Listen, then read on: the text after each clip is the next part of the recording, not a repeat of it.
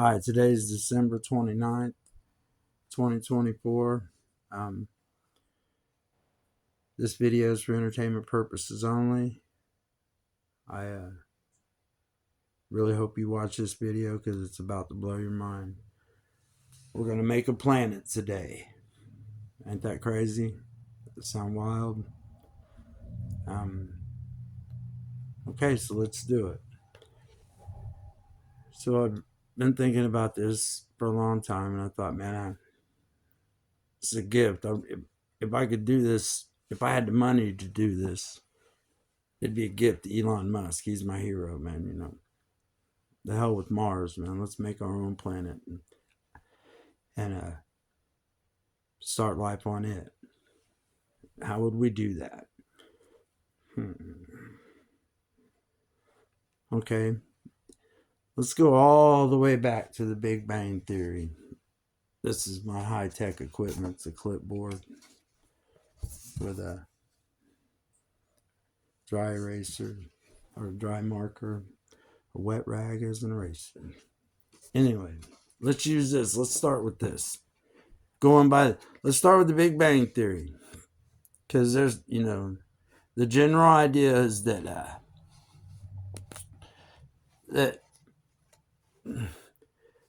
life was a cosmic stew, molecules and everything, blah, blah, blah, and boom, so everything was just a big cosmic stew.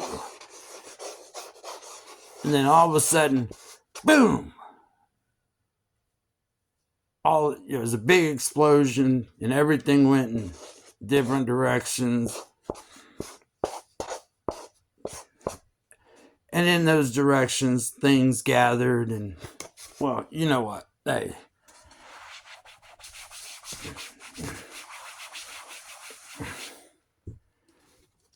That's a bit too much. I mean, with that explanation, it's pretty easy to see why that would be so hard to understand. Okay, so let's start over again. Let's put our recipe together first. What we need, what we definitely know, which is let's build this planet using logic alone, because like I said, I don't have the money to pay for all this high-tech equipment, but it is out there, and everything I'm about to tell you can be done. So let's first put our recipe together.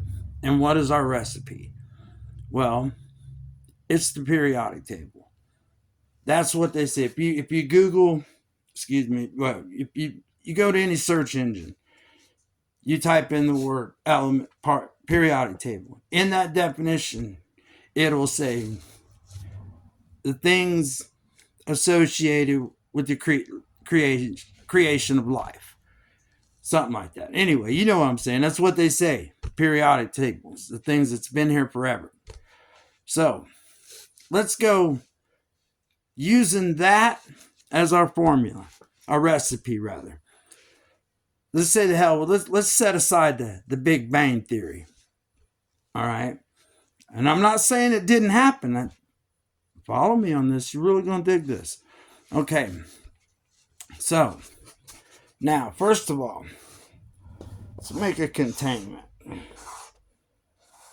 Sorry, this is going to be really crazy, but anyway, let's say that something is right here,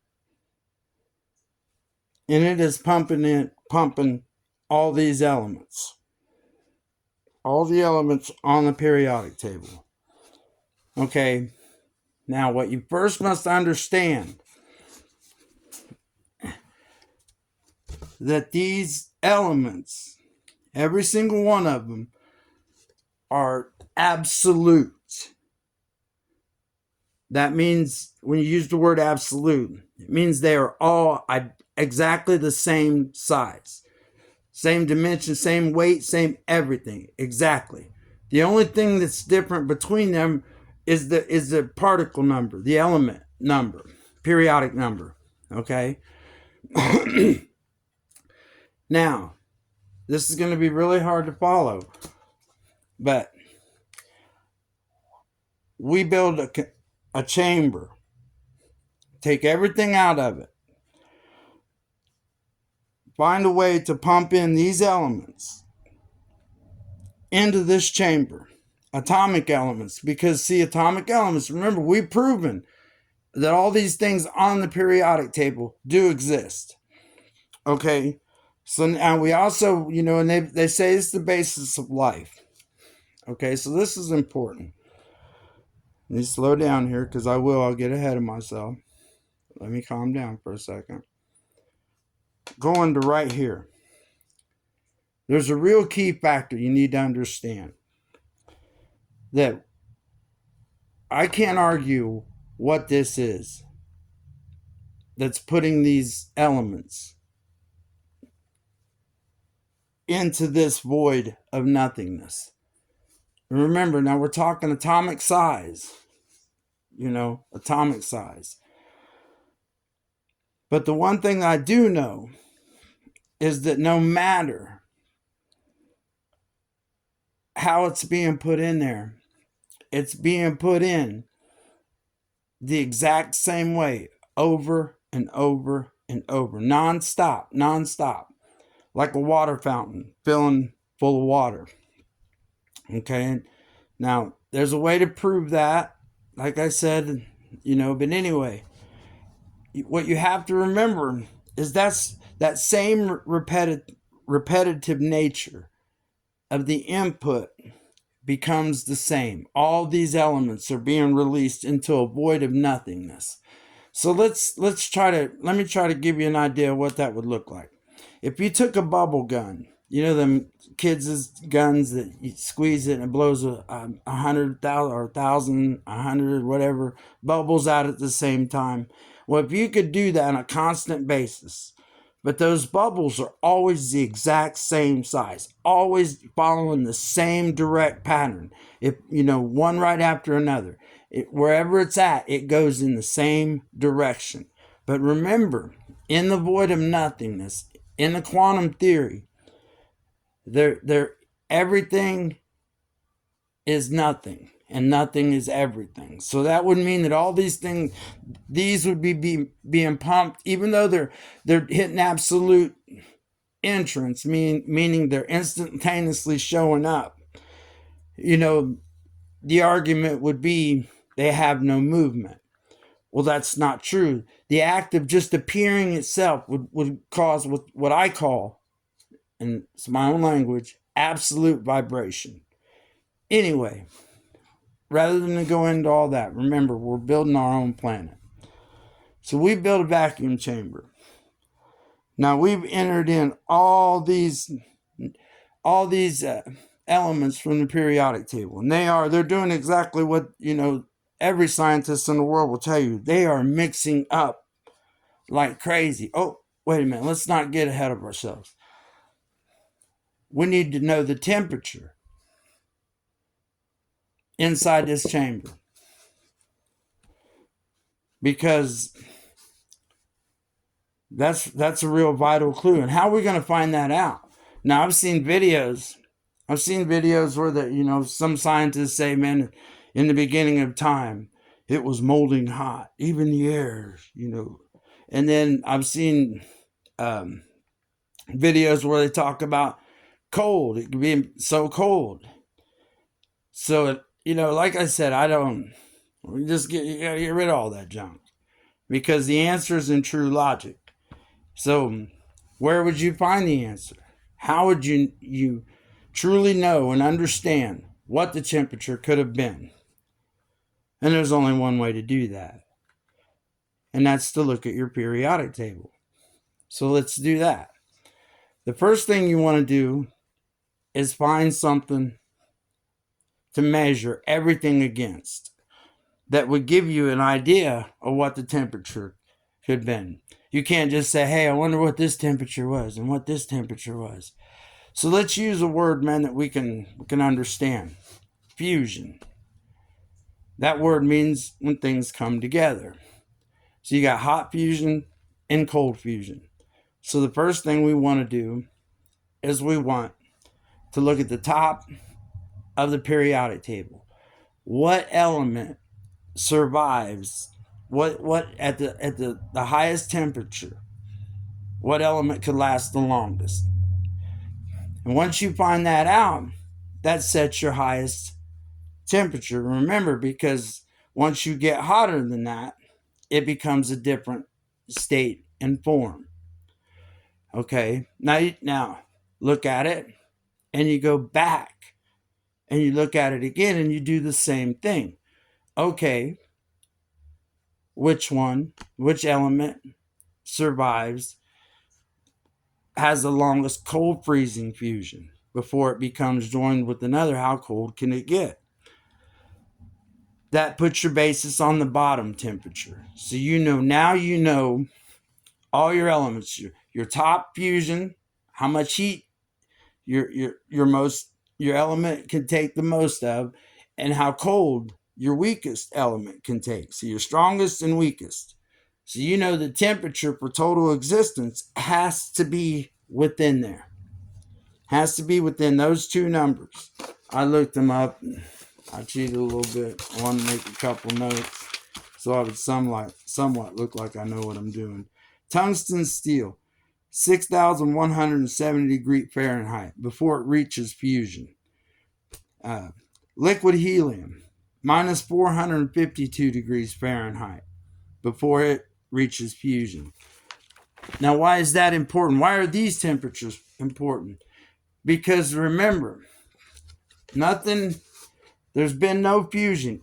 Every subatomic, every molecule has its own state of being. This is what's going to form.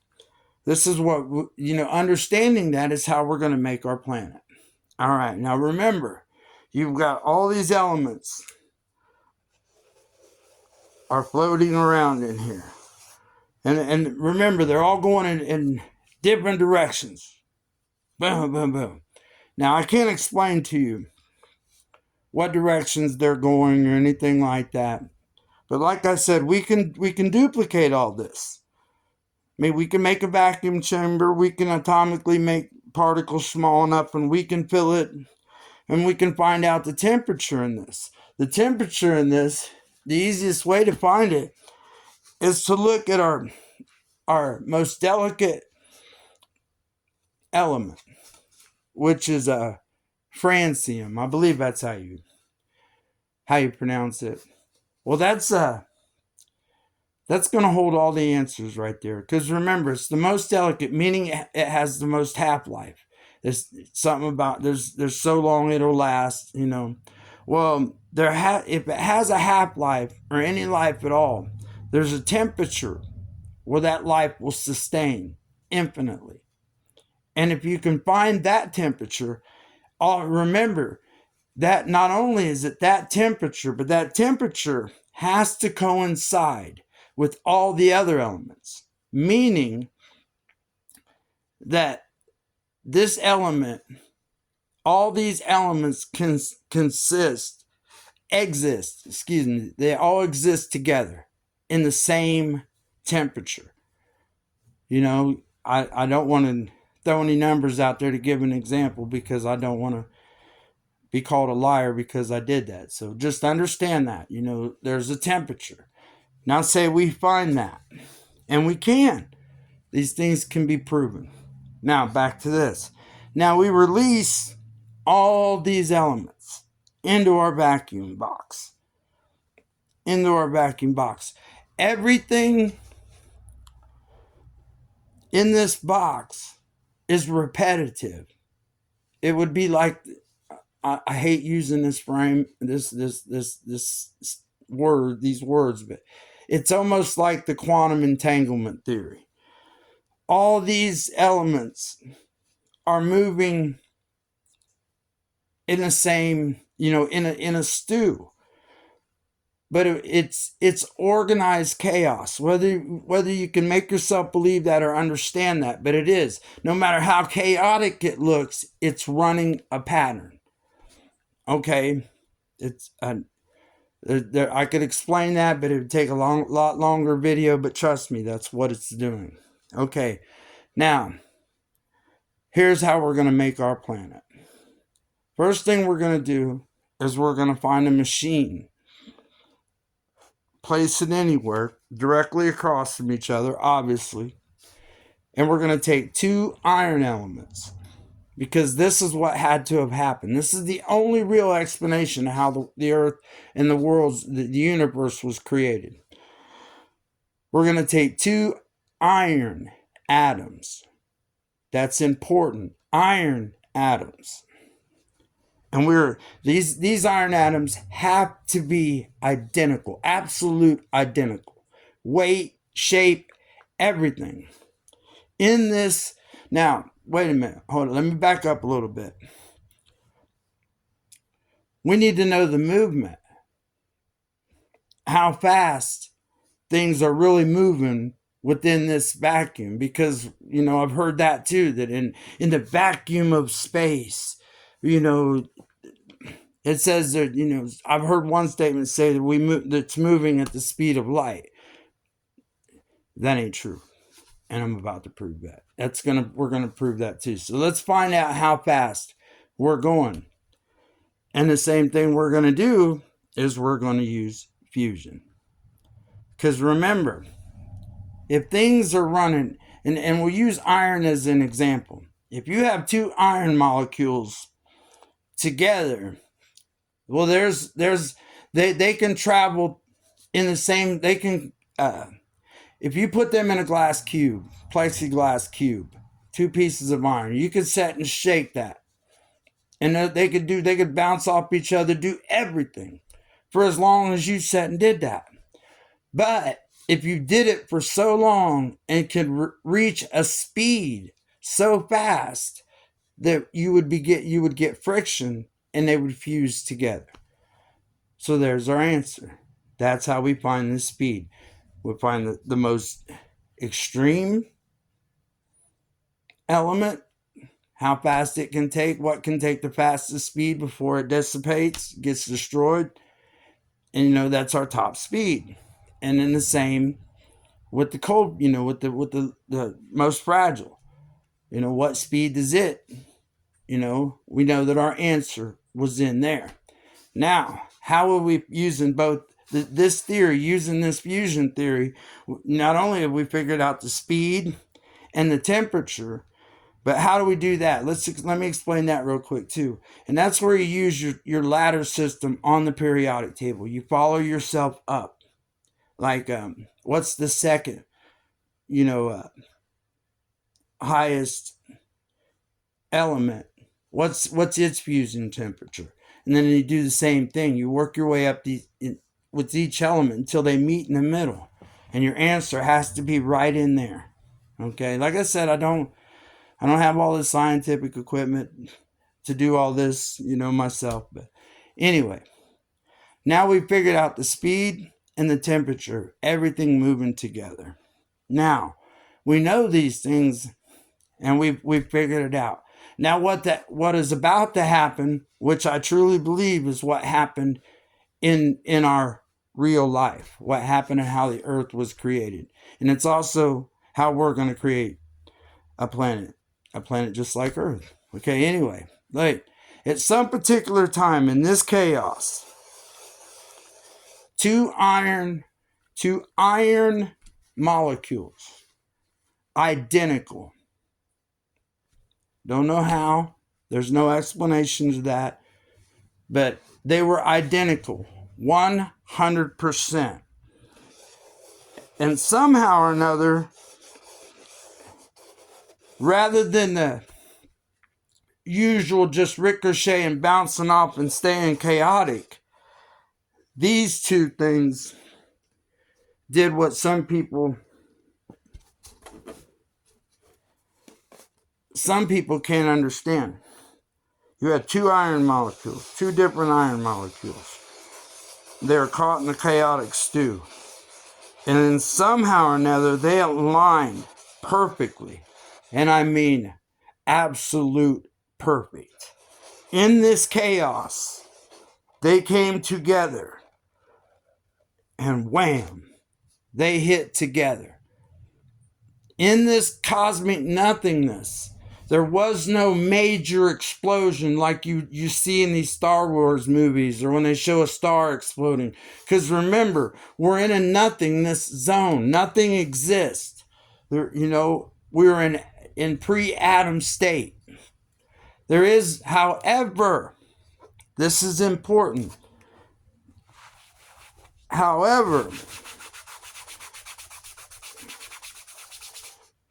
going back to our theory. Okay. Well, what happens right here and what did happen is boom. These two atoms came together and they collided. And they were iron atoms. And it's important that you understand that. They were 100% iron atoms. They had to be. And I'm about to explain to you why.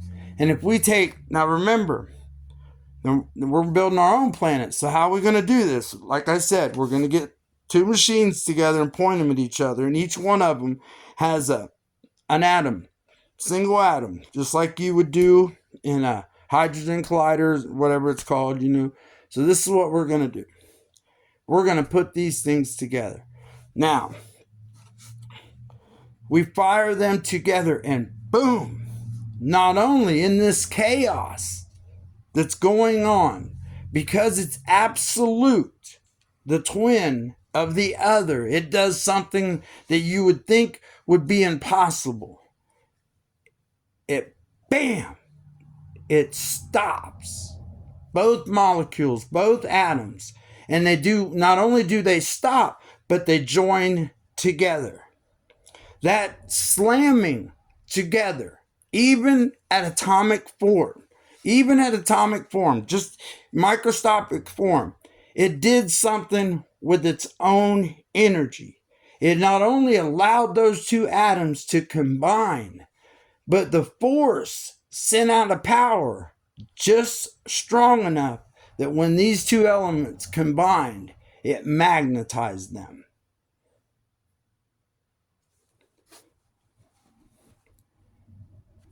Now I want you to think about that for a second. How could you prove that? Well, remember, we're going off of logic. It's the only thing we're using is logic. So how could you prove that logically? Well, here is our atom. And because of this collision, it is stopped right in what is now has to become what you would consider the center. This is the ultimate power. It's hard to fathom what I'm about to tell you, but remember, this is the ultimate power. Now, this is now become infinite power, because even though you have to look at the explosion like a vibration, okay? And that's exactly what it is. It's magnetized these two atoms, and they're swimming in this soup of other elements. Okay, now it's stopped dead center. It's in a lock. I'm not going to use the word gravitational lock because it's not. That's not what it is. Now what happens? Because it's become magnetized, now what's it do to the stew around it? Right, it starts grabbing other magnetic elements around it. Well, as soon as one of these magnetic elements touches it, it starts out as a vibration. Ping, like flipping a finger on a bell. Not a bell, but if the bell was round. Okay? Now, you have other elements that are magnetic too. Now they start hitting it. Well, what's actually happening once it's something makes contact with it, because remember, now you've taken something that's doubled in size. Remember, two atoms came together amongst atoms that were all identical. Now, two of those have come together. And not only that, they're magnetized in this stew of chaos. Well, now, as when these other, like say iron, comes near, close enough to this atom, it latches onto it. Well, what does that mean? It means this. That reaction, the snapping of it together, starts it to turn. The more iron elements, magnetic elements that attach to it, the faster it'll start to turn. Now, like this, okay? Now, it's turning, as we know it, the star, because remember, that's what it is. But remember, the center of the energy, when these two elements hit each other, bam, there was a big burst of energy that was strong enough to magnetize those two fused elements. Now it's reaching in. Now other iron elements and magnetic elements are being magnetically drawn to it, which is causing it to turn. Okay, but not only that, because they are magnetic and it's turning, the magnetic pull is starting to spin in this chaos. Well, no matter what happens, sooner or later, the only thing that every time something, even at atomic size, every time after these two are fused together and makes a magnetic charge, every time another magnetic atom hits it, it continues that same impact, power. Because remember, it's happening. So what this does, when other things make contact with it, it starts to spin the movement.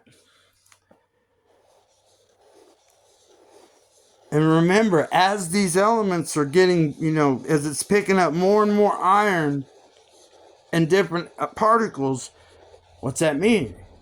It means it's getting bigger. Obviously, it means it's getting bigger. So now, because remember, this is a continuing intake of particles and elements into that's floating in infinite space. Okay? Now, the power of this magnetic star, sooner or later, will clear out enough of this in here that these other elements, magnetic elements, will start to go past. They will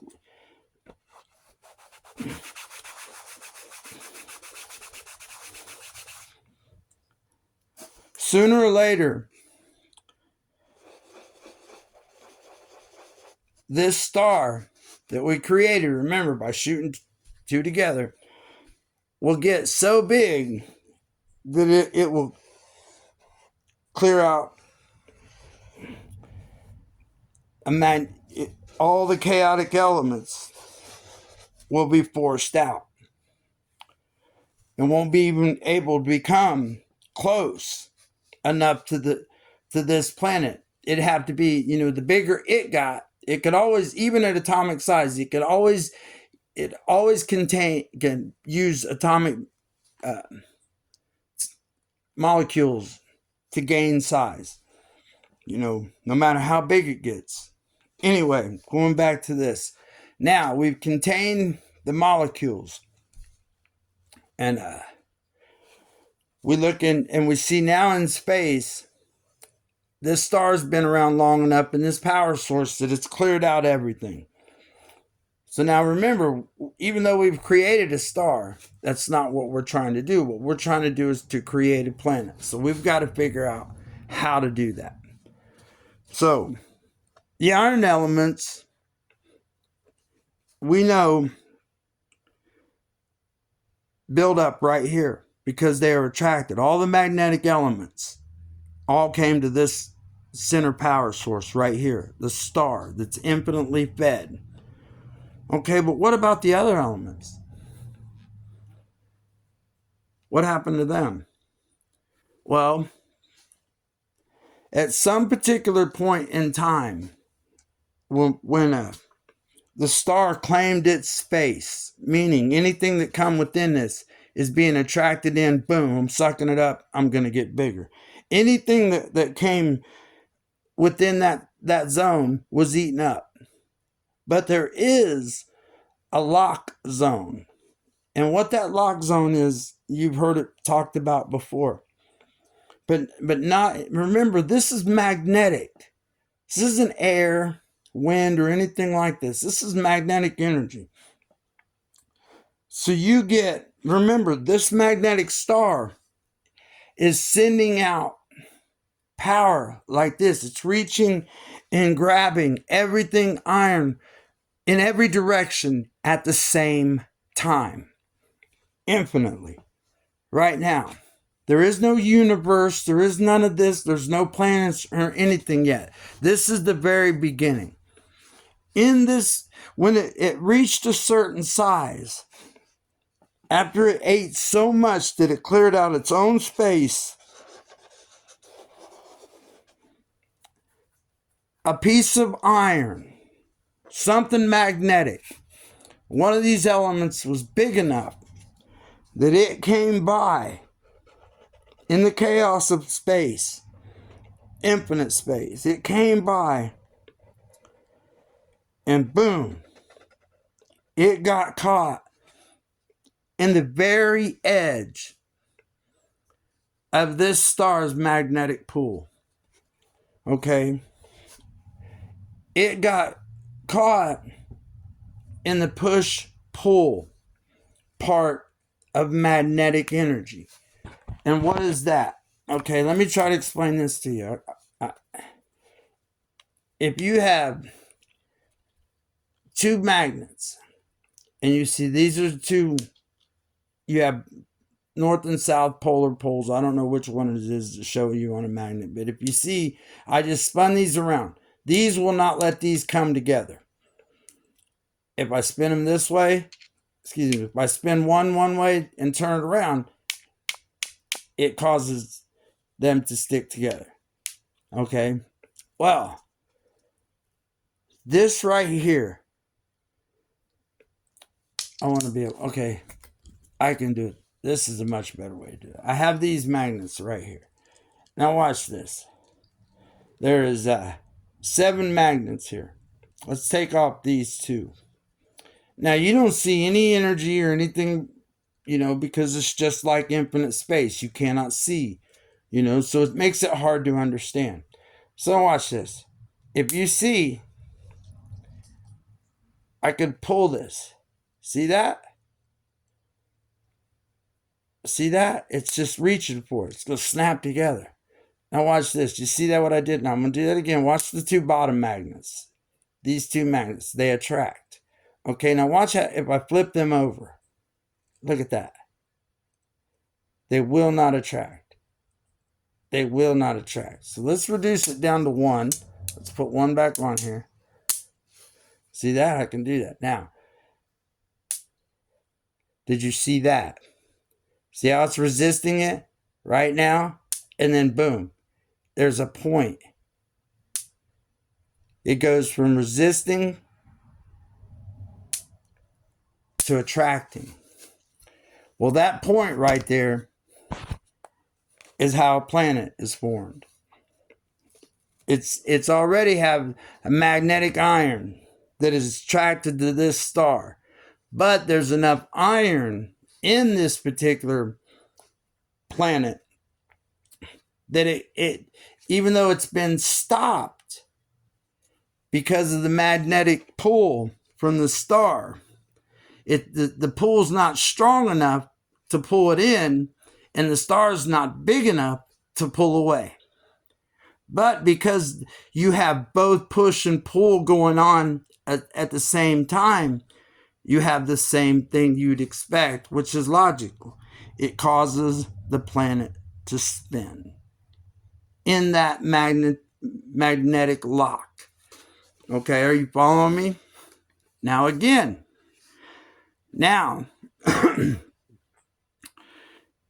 this speed, once this planet has started to form, and it goes into speed, and it settles at what it is, what it's going to be absolute for the rest of time. The speed, rotation, all that is set. Now what do? Is you look and see what's left, what went past that.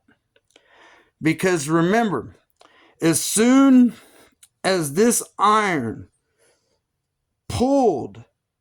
had enough energy, look, this star is pulling in from every direction. And then a star comes by, and it's just big enough that the star can't pull it in. But it's going to try. I want you to understand that. It is going to try. And that right there is the element that starts the universe. It could be an argument for me that is the very first proof of consciousness. But anyway, once this thing it's in the lock zone. That's an important phrase right there, lock zone, because that's exactly what it done. This magnetic star has now locked onto it. So it has taken not all, but a lot of its magnetic power and directed it. Instead of all this power going this way, the first was the direct line that grabbed it and said, hey, this is magnetic. And it was just like catching a fish, and the fish just pulling. It's not taking enough drag for you to pull the wire, but you can't reel it in at the same time. That's the same thing that happened. A magnetic pull hooked onto this planet, this planet, piece of iron, magnetic iron, and held it into place.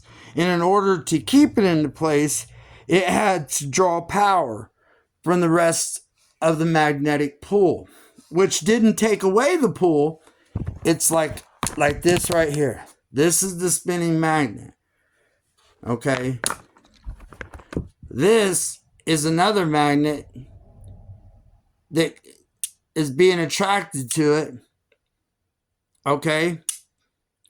Even though it's right here, there's no magnetic energy. This has magnetic energy. It's reaching in every direction trying to find something to lock onto. Now you introduce this other magnet, and now it's found it. Well, in order to hold it there, it pulls magnetic energy from the rest of the magnet, but not all of it. Okay, now having said that, going back to this, the element itself now has started to turn and spin, because when that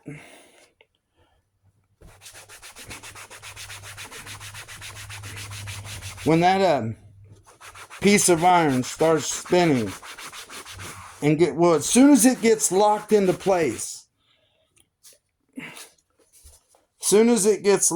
place, remember, we'll start working this way, okay, so you understand this. This is our star.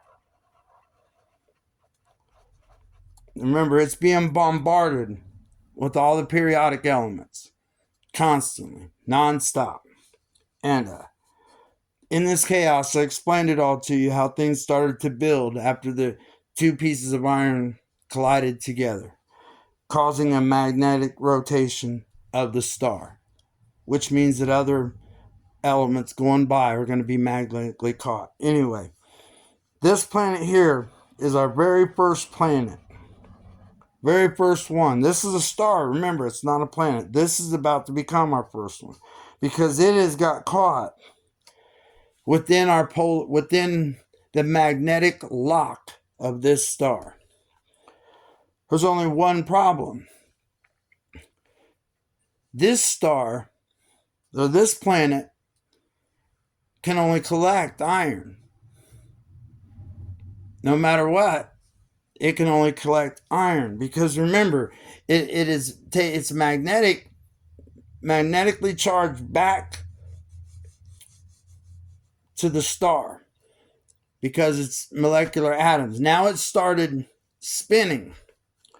Well, remember, its fusion level, because it's spinning, it is becoming almost molten hot. So nothing else will fuse to it. Nothing else. So this planet, no matter what, no matter how long it sits there and spins, it'll always just be iron. So these other elements keep going. Well, look, when this star drew energy from the rest of itself to hold on to this planet, this iron planet, it became the basis of the start of the universe, because now this magnetic energy is all focused this way. And believe it or not, this energy right here coming from this star has a push-pull effect. It wants to reach out and magnetically grab that planet and pull it into it. But it can't, because the resistance from it is pushing away. Well, that causes a thrust and everything going past it. So in other words, now there's a thrust that's been generated right here, pushing toward the push and pull effect of this planet. It's hard to explain, but anyway, now that this planet is definitely in existence, we know what's going on with it. We watch as the other elements go by. Now, we know that at this temperature, iron is almost molten. There's a temperature there that we can find that will tell us what the temperature of this star is. Now remember, it can be found by gauging the fusion points of the other elements. Anyway, we know that the further we get away from this hot sun or star, the cooler it gets. So now, different following this pattern, let's say, I don't know what the next element would be, but it reaches its fusion point. Well, it does the same thing. It starts to gather. Okay. But now, what you have to understand, and here's where it gets a little confusing. Remember what I told you about this planet? Well, it's all iron. But because it's being magnetically pulled toward this star, it's magnetized itself enough to resist. Okay? Now, see this little line right, this vacuum area where this star tries to reach out and grab at the magnetic energy?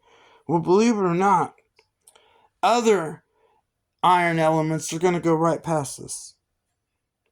No matter how, because remember, this planet only has so much magnetic resistance, so it can't catch everything. It's too busy fighting to keep being pulled in here, so it lets other elements go. But it still has a magnetic pull to it, because remember, a magnet has a polar and two polar ends, north and south. Okay, so you have this planet of iron. It is resisting right here. Remember, being pushed away like these two magnets right here. You can't put them together. from this direction. But from this direction, you still have the lock. So this magnet, this planet, this iron planet, which is magnetized, is now trying to pull the planet that's all the elements, the iron elements and things that's went past it. Now here it is. It's going past it. Now say that it has a magnetic pull that's nowhere near the strength of the original star. Because remember, that original power is being blocked by this planet, which is having a resisting being pulled in and pushing being pulled out. So now, this magnetic energy, what's it do? It reaches out and it starts grabbing the molecules that it's capable of grabbing, trying to pull in the ones it can to make itself bigger, and then sooner or later one comes by that it's too big to grab a hold of. Now here's the difference, because remember, these are all temperature variances. It's cooler here than it is here, and cooler here than it is here. Well, remember our fusion temperatures. Okay, now, even though this is done just like this one back here, it started to rotate and it's done everything else that the other planet has done. Even though it is rotating at the same speed, it hasn't reached friction, fusion level friction. So it hasn't spun, it's not spinning so fast that it will not, something can't fuse with it. Now, there's a way to find out what the first planet in a universe is. And logic would tell you it would be the first planet, first planet close enough to the star to start. Okay, this iron planet, the first planet ever made was iron, solid iron. There was no other elements with it. The second one was iron, and then something. This second planet reached a temperature where it allowed some other element to fuse with it. Now remember, it's caught in this vacuum of space. So this element that is being built right here with this iron star, say it's spinning in it gets a hold of liquid or whatever. I don't want to say any specific element because I don't want to have to prove it right now. This is for Elon Musk, the scientists, to figure out. But this second element, anyway, iron, there's another element that was allowed to fuse with it, which would take that element in particular out of abundance in the rest of the push of space. And that's important that I say that, push of space. But anyway, let's just say now the next planet, it's further away. It's at remember, it's at a different fusion level. So now what's left in the cosmic stew, iron, whatever we figured out, is the first thing that can attach itself to this at this temperature. And then the next thing. Now what this planet has is not only, it has an iron core. Understand that. That's important. Most of these planets, if not all of them, at some point have an iron core. Anyway, they have to be caught into space. You know, it proves gravity. Anyway, what is gravity real quick? Gravity is the middle. Right there. You can't see that, but there's a polar meeting. Like I showed you with them other magnets. The difference between push and pull, the center of that is gravity and how it's explained. Anyway, going back to this planet.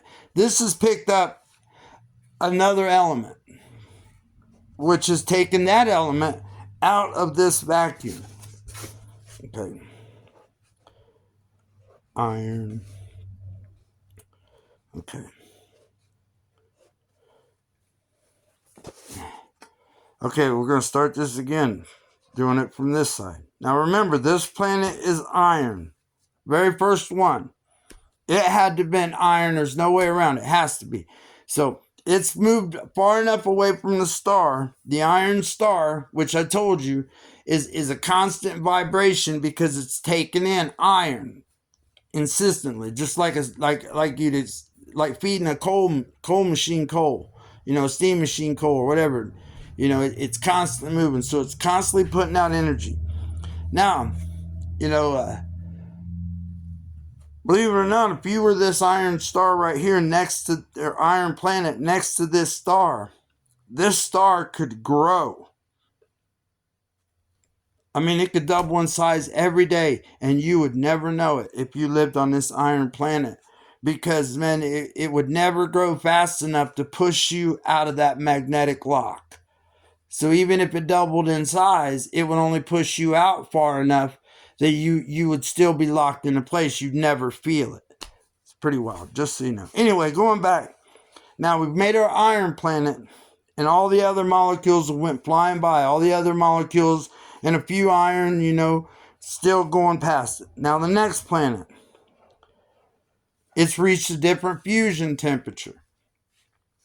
So now we go and we figure out what's the next element on the periodic table that this planet, which has already started spinning. Remember the iron core. I don't want to have to say that with every planet. We just understand that once it's magnetically locked to the planet behind it, it starts to spin. That's the only thing it can do.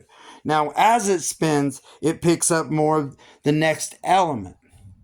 Not all of it, a majority of it. Enough. Now it's picking up so much of it that it's becoming a planet. That's why you see, Mercury and all these places are abundant with so many of these different elements. They've even proven there's a planet made of diamonds now. Well, it makes sense. That's all it can do is make sense. Now I'm about to explain to you why. Okay, now moving on to this. Now remember, all these other elements escaped it, danced around it. Now here's another planet caught in the same. Now remember, these don't have to be any certain set amount, but they are. Whatever the magnetic hold of them is from the planet behind it. Now, as you see right here, this isn't what our universe looks like. This isn't what our solar system looks like. None of this. But it's about to, and this is going to blow your mind. Okay? Now look, we can just assess that this is the periodic table, and these are planets, and that's exactly what it is. It's the easiest way to put it. That each one of these planets are being held on to the planet by the planet behind it. Magnetic polar, no matter which direction it's going, they're going to say, well, this is circling. No, it's not. All this is going in this direction. From this point right here, from the infinite star, the first star that's ever created, there is a direction now. As soon as it formed this iron planet, the magnetic energy had a push, and it is pushing these planets, and it's causing all the planets to spin. Now, at what we see, now this gives you the illusion of a straight line. So what we'd look up and have to see is a straight line, but it isn't. It isn't. Okay, because watch what's about to happen, and this is important. If these are all the planets, now they've devoured all the elements. So what we have right here is the first planet that holds all the elements for as long as they can. Remember, because some elements can only last for so long. Okay? Anyway, in this, what they call vacuum of space, and what I call push of space,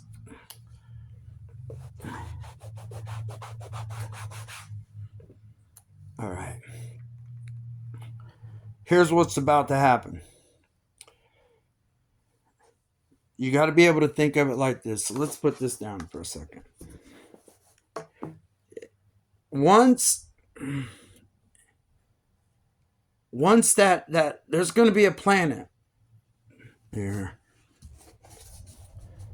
somewhere in this ladder where two elements are going to come together and to create life. And in so doing that, they're also going to create consciousness. I'm going to do a video on them too. But let's stay here. Okay. When you go to this planet right here, this would be the third planet out. Remember, we did the iron planet, then we did a planet that caught onto the next molecules, and then we did another planet that did onto the next molecules. Well, this one right here, I want to show you something. When this magnetic energy, when it turned to form this iron planet, like I said, it drew other energy. It had to use other energy from within itself to hold on to this. So it weakened the magnetic pull right here. That would explain why everything can go past it. And remember, as iron goes past this, it actually makes this star pull more and push more. Remember, it's hard to really explain that. Anyway, let's go back to this one right here. When this would be a better way to describe. See how these magnetic energy should be straight. When it leaves the star, the superstar, straight line, bam. Okay. Well, that straight line consists with full contact of that planet, meaning that energy right here is now directed straight. You cannot curve magnetic energy. You can't make it turn around the corner and grab something. Okay, and that's also important to know. Okay, because here's how we're going to form the universe. So, our power star, our iron planet that we know has direct current running right to it, push and pull current running right to it. Well, because it's, this planet, it's drawn energy around itself, it also is pulling toward this iron planet. But what the problem is now, it's missed. It cannot direct its energy. So it goes on by. Okay, I erased it. But now let's talk about the next planet. Now remember, it's going off a cycle right here where elements are coming by. Let's say that it catches its magnetic planet right here. Okay, well, remember the magnetic super energy coming from the infinite star. It, believe it or not, it also has a magnetic pull on this planet, secondary to the iron planet. Remember, this is the source. It'd be like power cords being plugged down. You have one big infinite power cord, power source, and then you have a cord that can, handle so much energy, and that it's connected to a planet. Then another cord. These energies are passed down. Now, here's what's about to happen, though, in the cosmic stew of life. This planet has an iron core, but because of its spinning and its different temperature, it's been allowed to pick up other elements. And now it's fused with this star, or this planet, and it started spinning. Well, because now it's been spinning for so long and existed for so long, it's covered up with this other element just enough that it's caught within its magnetic lock, but it won't take on anymore. So that means that this magnetic energy just goes around it. But see what I did here? See, it's not going to go around it and straighten back out. It's going to ricochet. Just ever so slightly. Just enough to miss this planet. So let's do this. Let's make this planet big enough so we can look at it like this. Which would have to make our star, superstar, bigger. And which would make our iron star. Okay, so now this magnetic energy, it's hit this, and it started here. Now we take another planet. Now remember, all these planets are being held together by their magnetic pull and push of the planets behind them, around them. Okay, I don't want to go into all this drawing and just confuse you even more. But each one of these planets is going to step down. It's going to be more abundant with one particular element. It's going to have an abundant element in that planet. How you know that is because, man, there'll be less of and more of certain things on each planet. The natural form of attraction. When one planet like the iron planet, it's close enough that all it can be all it could be is iron. Nothing else can sustain there. Well, all these planets are going to reach out, and they're going to do the same thing, and what the Earth is a combination of all the elements that got past all this, and then it somehow found a magnetic core, and it developed into what we know now is life, or a planet that holds all the elements. Okay, now this is going to go off for a minute, off topic.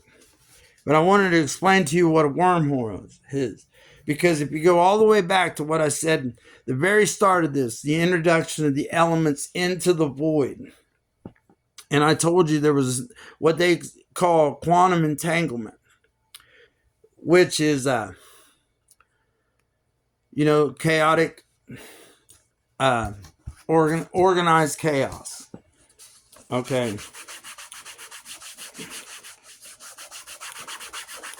Even though you have a magnetic push, and you see, in most of your illustrations, you see this. You see universe here, universe here, universe here. And they say that the universe, what direction you want to hold it, is all expanding in a certain direction. Okay, well, if you remember what I told you earlier, what I said, if you, I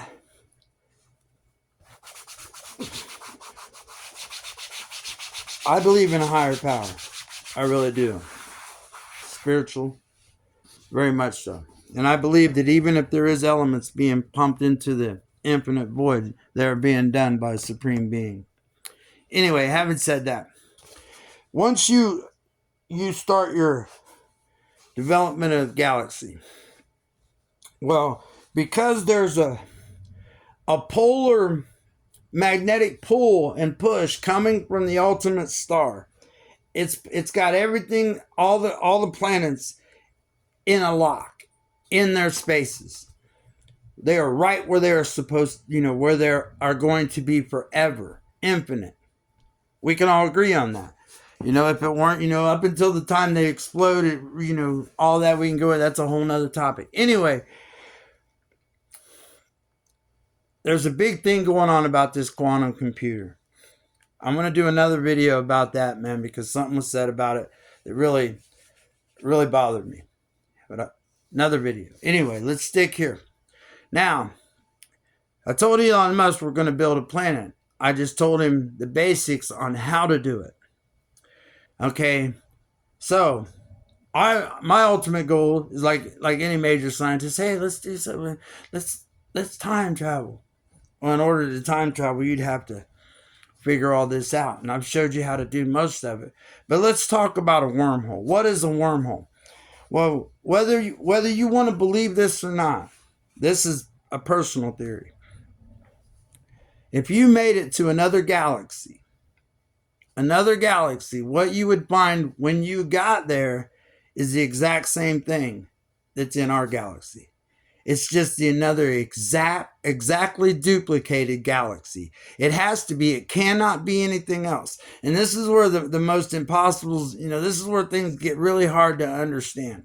But remember, if you ever heard the expression, insanity is doing the same thing and expecting different results? Well, that works all the way down to molecular atoms too. It works the same way. Now look, how is a wormhole developed? Because there is a vacuum push. I don't believe in vacuum. Because there is a push in space from the superstar. It is pushing planets out and trying to hold on magnetically to the ones it can, but it's got a magnetic lock and everything. But at the same time, all the magnetic energy that it's going past it is beyond our imagination. It is super strong. Super, super strong. Now, just like water, if you could picture this was running water. If you dropped a rock right here on this edge of this stream, the water would hit this rock and go around it. More than likely, it would jump right back into the rhythm of the river. But if you drop this rock in here, and let's make it a little bigger so we can give this an example. Like this. Now this rock hits right here, and it's still going around. It's constant flow, and this is going to get deeper. This is going to get deeper. It's going to start cutting its own pattern and everything, but sooner or later, it's going to come this way. Now, because this water is all flowing this way, this water wants, that's important, wants to get back to the stream. There is something, and this is what I talked about. This could be the beginning of consciousness, telling it needs to get back here. Now, get rid of the water theory. Well, wait a minute. Let's not get rid of the water theory yet, because I want to explain this to you. The water hits this rock, and it goes out here. But now something happens that it drifts away. Believe it or not, because this is infinite nothing, sooner or later, this is going to find its way back to the stream. Now, get rid of the water. What a wormhole is a wormhole is a direct line that can't get back to the stream. A black hole. In every universe, you've heard this argument, people want to, whatever, there's an argument to it. In every universe, there's the center of every universe is a black hole. And it's just, and what is that black hole? That black hole is that periodic bubble gun I was telling you about, the gun that shoots the periodic elements. It starts once this magnetic pull has been diverted into a different angle, it reaches out and it can't go in infinite. Because remember, when this magnetic energy turns, everything within that energy turns with it. So once this magnetic line has reached out as far as it can before it loses its magnetic pull, and it will sooner or later, everything behind it will start spewing up all the elements. Just like what started at the very beginning, all the elements will start to come out of this black hole. And like it or not, no matter what you want to choose to believe, it will do the exact same thing that happened right here. Every time. Now, this happened right here. See how, remember the start, this planet was formed and it blocked the magnetic energy and the magnetic energy was turned. Well, it's going to do this exact same thing in a universe that is built right here. Right here. And that infinite repetitive motion is going to continue on in every single universe. Every single universe, whether you want to believe it or not, is exactly the same duplicate, absolute duplicate of us. Now, that's not saying that life is another duplication of us, because that doesn't prove that. What that does prove that every planet in the universe is stationed exactly the same place in every what they call multiverse. Okay? And I'm reluctant to use that word. But there's a lot better ways of explaining this. There's scientific ways of explaining this. I'm on a limited time. I'm looking for an editing crew. I want to do a better explanation of this. My goal is to meet Elon Musk. I know I'm a nobody in this world as far as my life is concerned and accomplishments, but he is my hero. I showed you as much as I could. That wormhole, by the way, it does reattach. It reattaches to a whole nother universe. Like I said, it duplicates exactly where it came from. Infinite. But there's a better way to explain all this. Certainly not a slower way. But I'm looking for a production crew. I'd like to start my own podcast. There's a lot of different topics I want to do, and the first one, the biggest one I want to do is I want you to get to know who I really am. And I'd like to make a video about myself. It may change everything you think. It may be in a positive way, probably in a negative way. But anyway, man, please watch this video and make sure that you if you can, if you'd be so kind as to share it, please do, because I want the top scientists in the world to see this video, and it's important that they do, because even though you may believe this is a parody on how to build a star, it is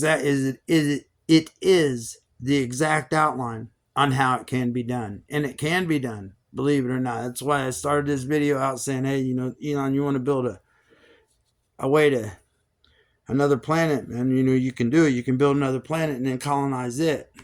And this is how you do it. And, so anyway, this is 2024.